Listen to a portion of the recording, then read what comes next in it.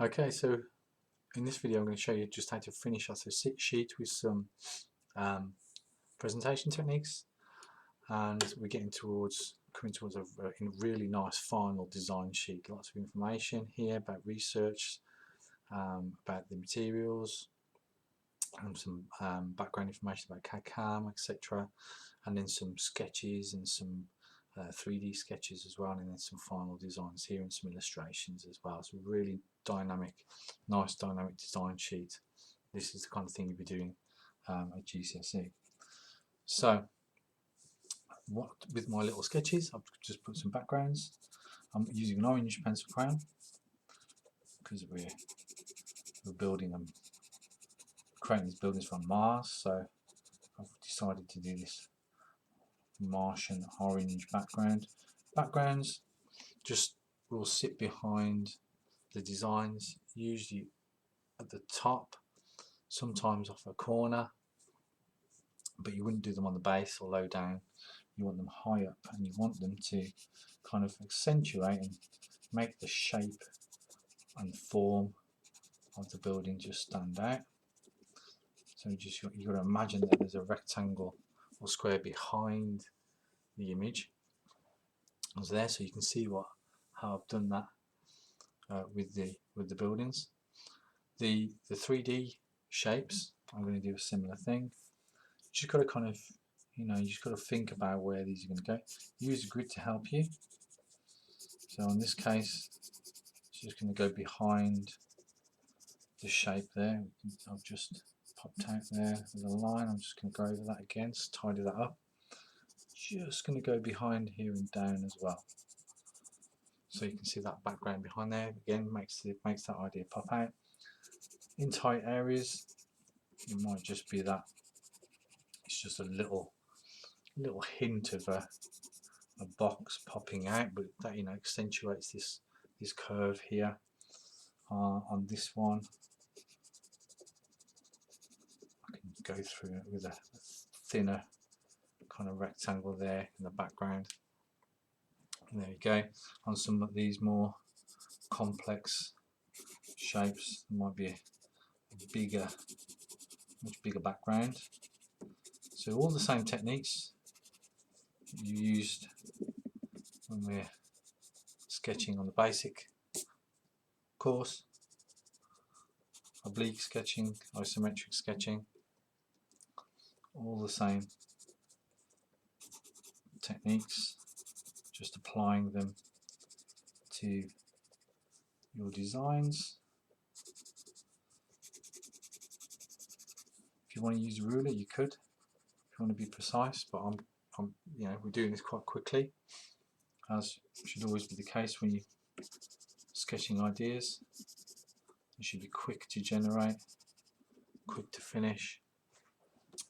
I'm also going to add some shading on some of the shapes. You can see that I've done that on some here. I'm going to use a brown pencil crayon. Imagine, there's a reflection from the Mars kind of ready kind of surface that casts a shadow. You could use red maybe, but I decided to use this brown. And we just add a bit of shading on these oblique shapes. I'm not going to completely shade that. I'm going to start off quite dark at the bottom where there'd be more of a shadow, and as I move up I'm going to take the weight off the pencil, and the doorway here is going to be dark, and on the front bit here again dark at the bottom, and then I'm just going to lift the pressure off the pencil as I move up. So just a hint of a shadow just makes that pop out a little bit more. On the sides here, this shape, this is going to be in shadow.